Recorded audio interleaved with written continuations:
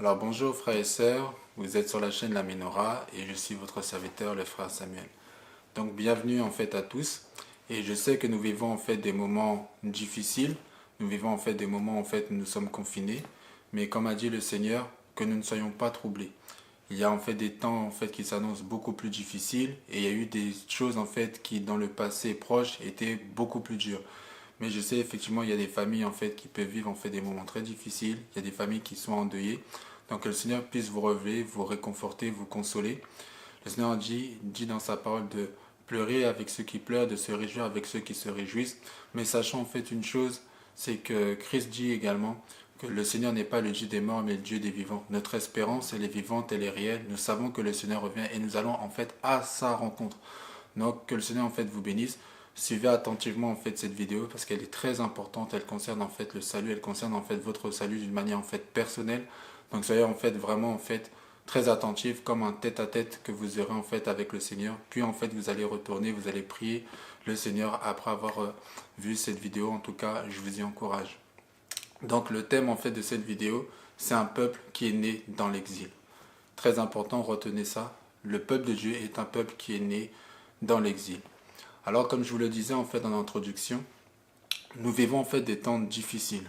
Et ce n'est pas seulement les chrétiens en fait qui le voient, c'est le monde entier en fait qui le voit. Et que les personnes soient croyantes de tous bords ou athées, tout le monde le voit, tout le monde le ressent. Et tout le monde en fait est dans une certaine peur, dans une certaine inquiétude, dans une certaine attente. Vous savez, le monde a connu deux grandes guerres en fait, deux guerres mondiales récemment. Et il y a très souvent des mouvements en fait de dérèglement en fait climatique qui créent en fait des mouvements de population. Il y a des tremblements de terre, que ce soit en Europe, que ce soit en Asie. Il y a en fait des soulèvements en fait des populations vis-à-vis de leurs dirigeants, comme récemment en fait en France. Il y a eu au Orient en fait le printemps arabe. Il y a eu en fait aussi en Asie, sans parler en fait des génocides en fait qu'il y a eu sur le continent africain et l'esclavage. Donc ce qui montre que ce que Jésus en fait avait dit se réalise en fait concrètement sous nos yeux.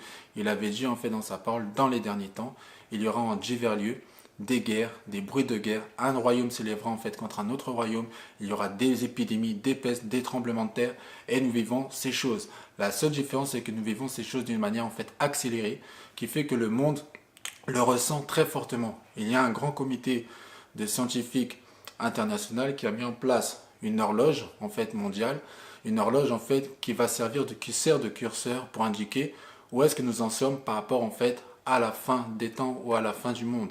Cette horloge stipule que lorsque nous serons arrivés en fait à minuit, alors ce sera la fin du monde. Et d'après cette horloge, nous sommes à minuit moins 1 ou 2 minutes. Donc c'est pour montrer que le monde est en ébullition et sent que ça va mal et sent en fait que ça crée en fait une attente vers quelque chose, vers un nouvel ordre, vers quelque chose en fait de nouveau parce qu'il y a un chaos qui s'installe et qui n'est pas en fait sectorisé mais qui est de manière globale et généralisée. Donc le monde du cinéma en fait s'en empare, les séries en fait s'en emparent et même malheureusement les églises qui avaient délaissé en fait le message en fait de la fin des temps et de l'enlèvement depuis le coronavirus s'est remis en fait à parler de ça. Et j'aimerais en fait vous dire en fait de cette vidéo que l'église ne doit pas en fait être inquiète. Pourquoi? C'est pas parce que je le dis, c'est parce que le Seigneur l'a dit en fait d'avance. Je vous annonce toutes choses afin que vous ne soyez pas troublés. Donc, nous, ce n'est pas par rapport aux intempéries que nous fixons en fait nos vies, que nous regardons en fait nos vies, que nous marchons, mais c'est en fonction de la parole de Dieu, de ce que Christ dit et de ce que la parole de Dieu déclare dans les prophéties. Le peuple de Dieu marche en fonction de la prophétie biblique et de la réalisation en fait de ces prophéties. Lorsqu'en fait que Donald Trump a décidé à déménager son ambassade pour l'amener en fait à Jérusalem en Israël, les églises en ont pratiquement pas parlé, ce qui est un fait majeur vis-à-vis en fait des Écritures. Et ça, c'est absolument en fait pas normal. Les choses s'accélèrent au niveau des prophéties bibliques, mais l'Église en fait n'en parle pas et elle se trouve au dépourvu comme le monde en fait. Or, nous sommes censés anticiper les choses en fait d'avance. Et donc, il ne faut pas en fait qu'il en soit ainsi. Alors, j'aimerais en fait qu'on comprenne une chose. Il y a un temps, il y a une parole que le Seigneur nous permet pour que nous comprenions les temps que lui a fixées de sa propre autorité. Ces temps, ce sont en fait les fêtes de l'Éternel. Il y a 7 fêtes en fait que le Seigneur en fait a énumérées dans Lévitique en fait 23. Et la première de ces fêtes, c'est une fête dans laquelle nous allons entrer dans peu de jours. Cette fête-là, la première en fait des fêtes, c'est la fête de Pessah, la fête de la Pâque, la fête du passage. Et cette fête-là est la fête en fait très importante parce que c'est une fête qui préfigurait la mort de Christ, la mort de l'agneau, sa mise à mort.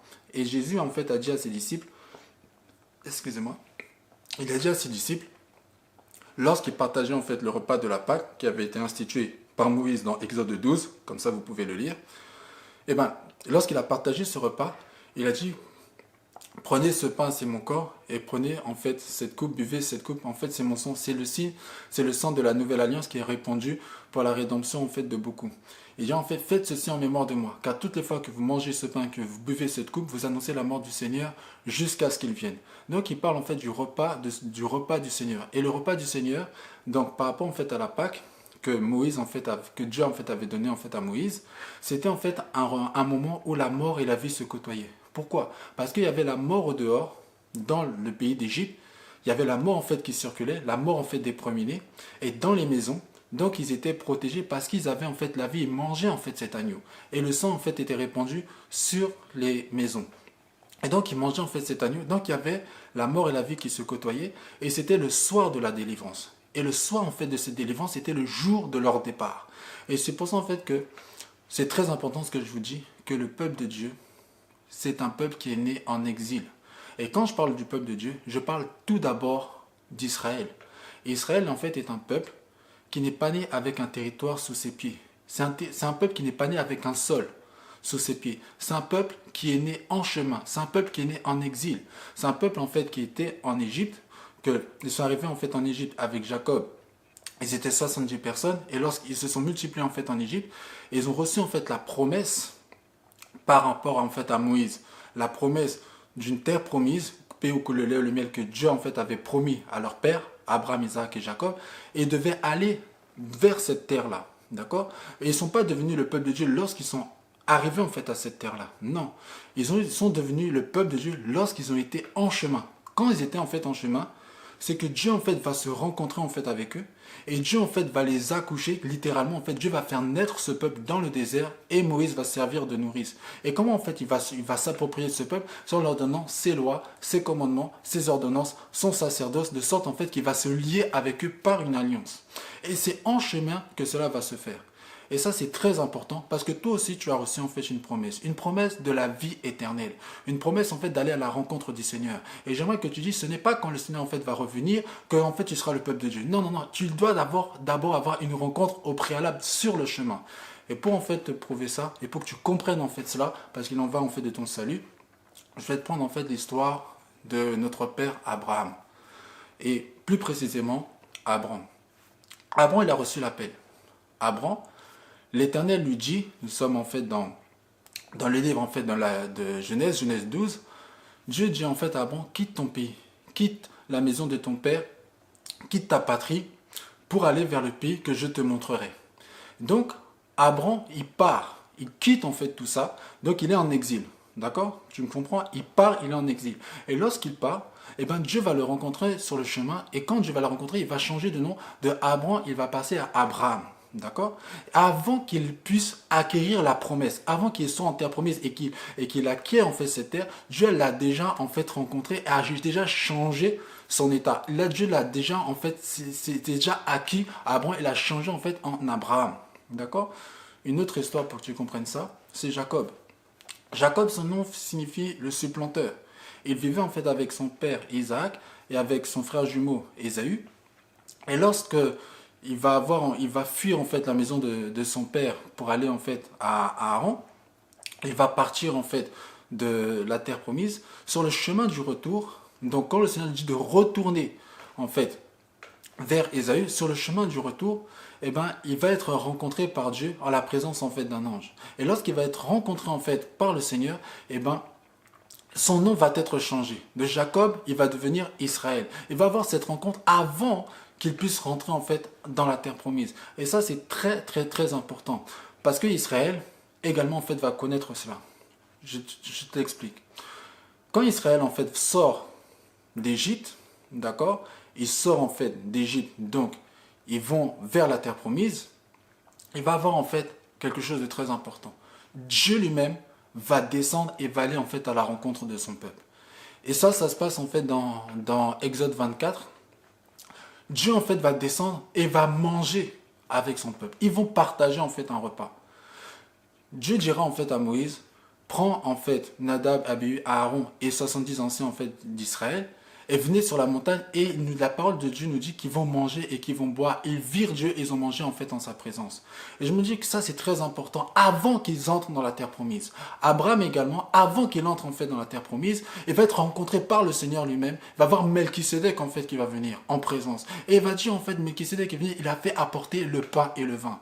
Et il va manger avec Abraham le pain et le vin. Et Jésus nous a dit à ses disciples, faites ceci en mémoire de moi. Et il a dit, Abraham a vu mon jour et il s'est réjoui. Et les disciples, avant qu'ils rentrent en fait dans la terre promise, Jésus a mangé avec eux. Il les a rencontrés aussi pour partager le pain et le vin. Frère, ma soeur, il faut que tu rencontres le Seigneur. Il faut que tu partages avec lui le pain et le vin avant d'entrer en fait dans la terre promise. Parce que si en fait tu ne rencontres pas le Seigneur déjà en fait sur le chemin, frère, tu ne peux pas en fait arriver en fait avec lui à la fin en fait, parce que la rencontre se fait au préalable, la rencontre se fait sur le chemin. C'est sur le chemin que Dieu en fait forme son peuple. Et sur le chemin, il y a beaucoup de choses en fait qui se passent. Il y a deux choses en fait que j'aimerais en fait que tu comprennes. La rencontre en fait du Seigneur sur le chemin, je vais te prendre en fait plusieurs exemples pour que tu puisses comprendre que c'est biblique ce que je te dis. Alors, il y a Lot par exemple. Je vais te prendre en fait l'exemple de Lot. Lot, la Bible nous dit que Dieu en fait avait décidé de frapper Sodome et Gomorrhe. D'accord? Lot était à Sodome et Gomorrhe. D'accord? Donc il y a des anges en fait qui viennent. Et quand les anges viennent, ils viennent pour détruire. D'accord? Et quand ils viennent pour détruire, ils vont rencontrer Lot. Lot en fait va les insister pour qu'ils viennent, pour que les anges viennent en fait dans sa maison. Et en fait les anges en fait vont venir et encore une fois ils vont manger un repas. Ils vont manger en fait un repas et ils vont dire en fait à Lot de partir. Et Lot en fait, effectivement, donc va partir. Il a dit en fait, mais il faut que tu partes parce que je ne pourrai rien faire en fait tant que tu ne seras pas parti. Donc ils vont manger, littéralement. Lot va manger en fait à présence en fait des anges, puis il va partir en direction en fait de la montagne. J'aimerais que tu saches quelque chose par rapport à la rencontre. Notre bien-aimé Paul, c'était quelqu'un qui a rencontré le Seigneur un jour. Il était parti pour, dans un sens, de persécuter les chrétiens. Et quand il va persécuter les chrétiens, dans ce chemin-là, il partait en fait de Jérusalem vers la Syrie, il partait en fait vers Damas et va rencontrer le Seigneur. Je fais une pause là et je te parle de Jacob et tu vas comprendre. Jacob, donc c'était quelqu'un, il s'appelait le supplanteur. D'accord? Et quand il va rencontrer le Seigneur, il va avoir en fait un combat qui va se passer en fait avec lui. L'ange va se battre en fait avec Jacob, ils vont se battre et à la fin en fait de ce combat, eh ben, le nom de Jacob va être changé en fait en Israël, mais l'ange va frapper Jacob sur le côté. L'ange va le frapper sur l'emboîture de la hanche.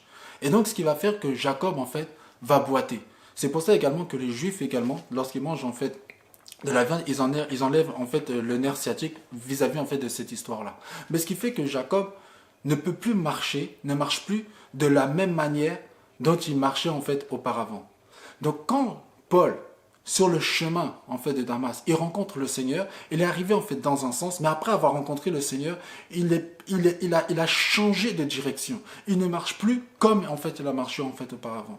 Et donc ça, c'est pour que tu comprennes que en fait il faut que tu rencontres le Seigneur au préalable. Et quand tu rencontres en fait le Seigneur, il y a un changement d'état qui s'opère. Il y a un changement d'état qui s'opère parce que tu as rencontré le Seigneur. Il faut qu'il y ait ce changement en fait d'état.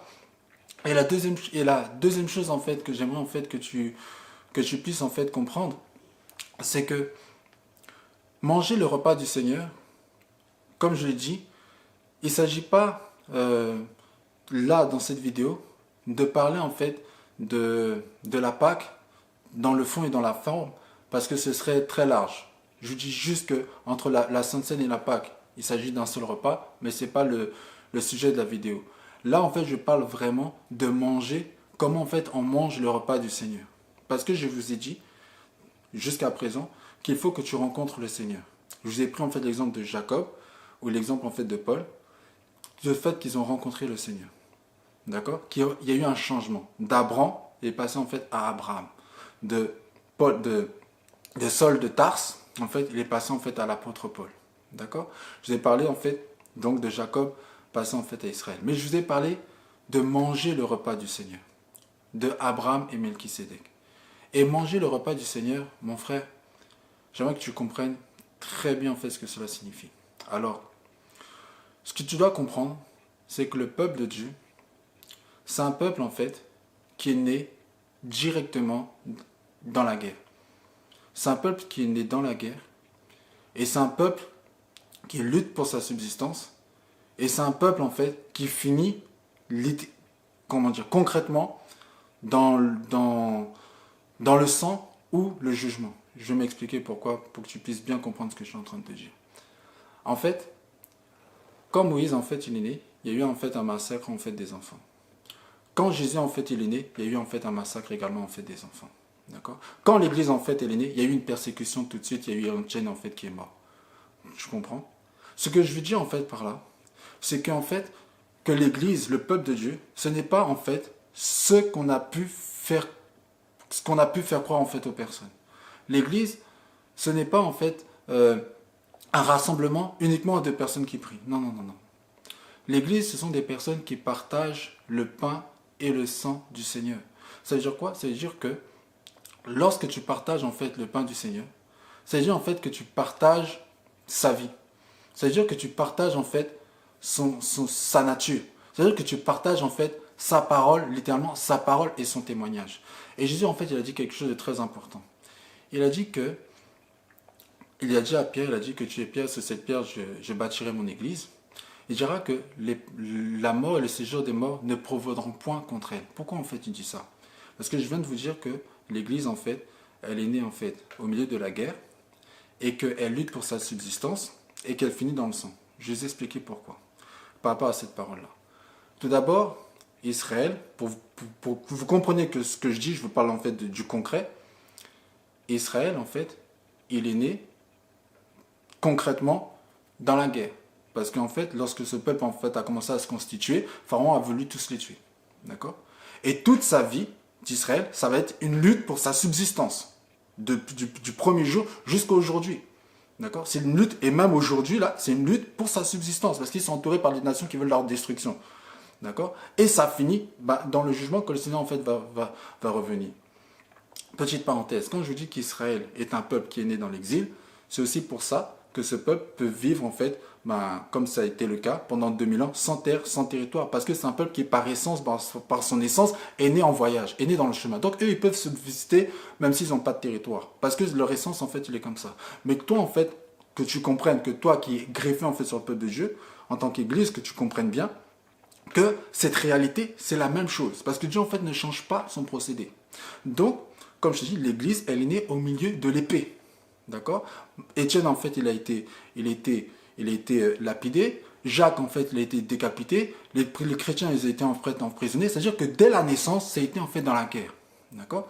Et donc, ce qui fait que l'Église est née dans ce sens-là. Le peuple de Dieu est né dans ce sens-là. C'est pour ça que je te dis que si on t'a dit que l'Église, en fait, c'est que tu vas en fait dans un endroit et on te dit comment tu vas réussir ta vie, comment en fait tu vas te développer, comment en fait tu vas prospérer et tu vas t'épanouir, on t'a menti. C'est pas ça en fait l'Église. La réalité de l'Église, c'est en fait un peuple qui est en proie au royaume en fait des puissances des ténèbres qui veulent la destruction de son essence, de son être. Pourquoi? Parce que l'Église, comme Israël, d'accord, ce qui caractérise en fait la haine des entités démoniaques, c'est la parole et le témoignage. D'accord? La parole en fait est le témoignage de Christ. La parole est le témoignage du Messie. La parole est le témoignage de Dieu, des commandements de Dieu. Pourquoi? Parce que cette parole et ce témoignage rend témoignage du céleste, du Créateur. Et le Créateur en fait est en opposition avec tout ce qui se passe en fait dans ce monde. D'accord? Donc, quand le Seigneur dit que la mort et le séjour de mort ne pourront point contre elle, c'est parce que, dans la vérité, les puissances en fait des ténèbres vont venir dans un but d'attaquer et de terrasser en fait cette église-là. D'accord? Donc, si à partir du moment où tu as cette parole et ce témoignage-là, donc tu as une puissance en fait d'esprits méchants qui vont venir pour éteindre et tuer ce témoignage. Et c'est ça, pour ça que je dis que le peuple de Dieu est né dans la guerre et donc lutte en fait pour sa subsistance. Et parce que en fait, il y a en fait cette puissance en fait des ténèbres en fait qui vient et qui se véhicule à travers les autorités.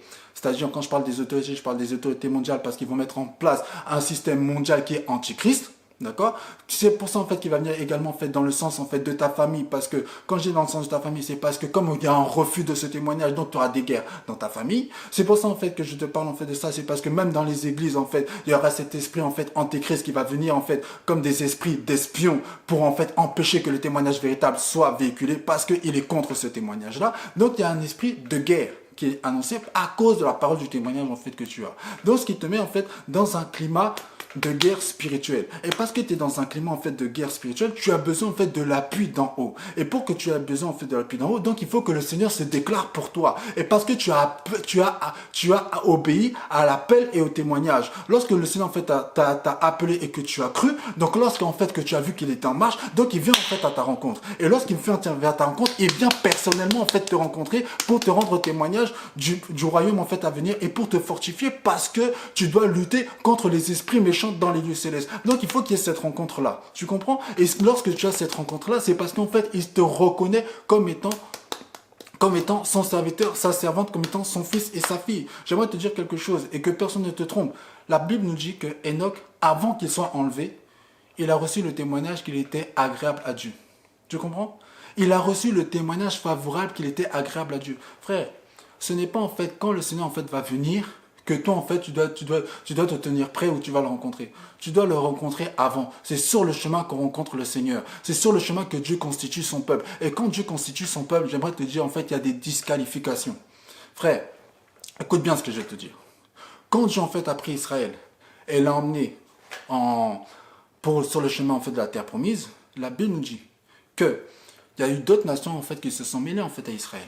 D'accord? Et lorsqu'en fait qu'ils se sont en fait mêlés en fait à Israël, ce n'est pas tous en fait qui sont entrés. Il y a des gens en fait qui sont morts dans le désert. J'aimerais te dire quelque chose. Quand Dieu en fait il a appelé Lot pour le faire sortir de Sodome et Gomorrhe, eh ben il y avait Lot. La parole avait été donnée en fait à Lot. Il y avait sa femme, il y avait ses filles et il y avait ses gendres. Et sa femme en fait elle est restée. Sa femme et les gendres en fait ils sont restés en fait à Sodome. Sa femme elle l'a regardé en arrière et elle n'a pas été sauvée parce qu'en fait sur ce chemin-là, quand Dieu constitue son peuple, il y a des mises à l'écart. Il y a des mises à l'écart parce que ce n'est pas tous ceux en fait, qui disent Seigneur, Seigneur, qui sont sauvés. Mais tous ceux en fait qui font la volonté du Père. Et j'aimerais te dire quelque chose. Celui qui m'aime, c'est celui qui garde ma parole, nous dit en fait la parole Jean 14, 23. Et celui qui m'aime, qui garde ma parole, je me révélerai à lui. Apocalypse 3, 20 dit que puisque tu gardes en fait ma parole, voici je me tiens à la porte et je frappe. Et celui qui m'ouvre, je viendrai et je souperai avec lui. Quand on parle de souper, ça veut dire de rencontre et d'être en communion. Si tu parles en fait d'être en communion, Paul en fait il dit, c'est ça en fait manger le repas du Seigneur. Paul il dit ceux qui manquent en fait aux souffrances de Christ, je l'achève en fait dans la chair. C'est parce qu'en fait que toi et le Seigneur, vis-à-vis en fait de cette parole, vous faites un. C'est ça en fait, manger le corps du Seigneur, manger son repas. C'est-à-dire que telle sa parole est, tel tu es, tel en fait ça veut dire que si le Seigneur en fait il a porté la honte dans le monde, tu portes en fait cette honte également en fait dans le monde.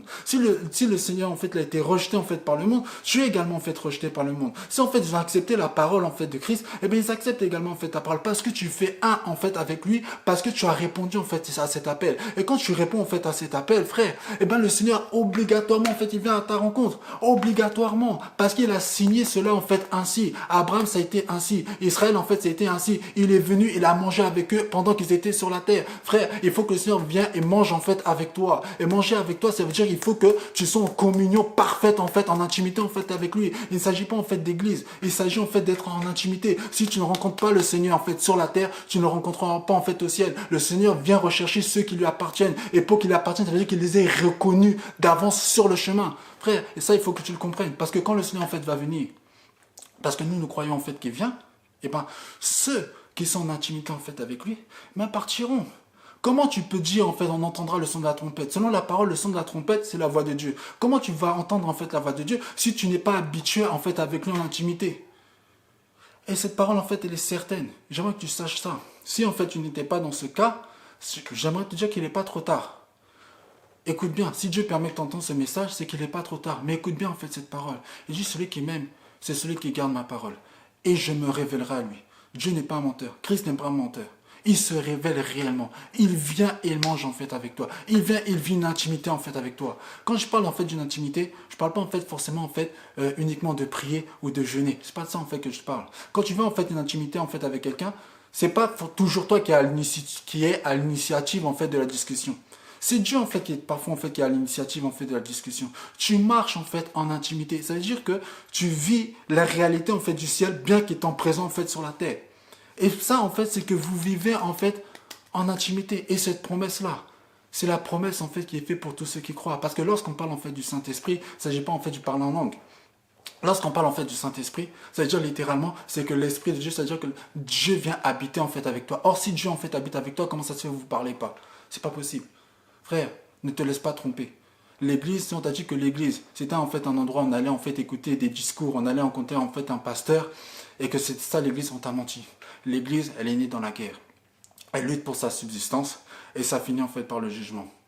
Frère, j'aimerais en fait que tu saches que effectivement, le Seigneur en fait revient bientôt. Il revient, il est réel. Et sache que de là où tu es, le Seigneur en fait te voit et il t'entend. Tu dis, Seigneur, véritablement, je veux te rencontrer.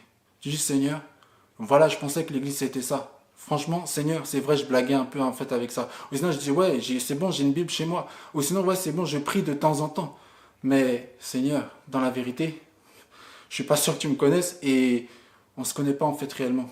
Mais, vous savez, celui qui était à la croix, il a dit, celui-ci en fait, il est juste. Seigneur, lorsque tu reviendras dans ton règne, souviens-toi de moi. Il a parlé en fait réellement et le Seigneur a dit, je te le dis en fait en vérité, cette nuit même tu seras avec moi en fait dans le paradis. Donc c'est pour ça que je te dis qu'il faut que tu rencontres le Seigneur maintenant sur la terre. Lorsqu'en fait il reviendra, ce sera trop tard. Ce sera trop tard. Ne dis pas demain, ne dis pas en fait après-demain. C'est maintenant que tu dois manger le repas du Seigneur. Et je parle de manger, je ne parle pas de la fourchette et du couteau. Je parle en fait de l'intimité vraie et réelle et concrète. C'est-à-dire que vraiment en fait, que le Seigneur vient en fait à une rencontre en fait avec toi. Que tu vois, tu vis le voyant en fait qui me voit, comme il est écrit en fait dans la parole. Donc voilà, je vais vous laisser là en fait pour la vidéo. Que le Seigneur vous bénisse et je vous dis en fait à très bientôt. En tout cas, prenez courage, ne désespérez pas, mais prenez véritablement en fait la parole au sérieux. Les églises que nous voyons, je ne dis pas en fait de ne pas aller dans les églises, mais ne vous trompez pas. Ne vous trompez pas. On vit, on marche avec Dieu. Si en fait être fidèle en fait à son église, ça ne veut pas dire être fidèle à Christ. Être fidèle en fait à son pasteur, ça ne veut pas dire être fidèle en fait à Christ. Suivre en fait tous les programmes en fait de ton église, le dimanche, le mardi, le vendredi, être fidèle, ça ne veut pas dire en fait que tu vis la rencontre avec le Seigneur. Ça en fait, tu es en train de te tromper. Non, il faut que tu marches dans cette rencontre. Dieu rencontre ceux qui le cherchent réellement. Si vous me cherchez de tout votre cœur, je me laisse trouver par celui en fait qui me cherche. Donc voilà, prends en fait cette parole, marche avec cette parole. Le Seigneur en fait il est fidèle. Si tu te déclares en fait pour lui, il se déclarera pour toi. Soyez bénis.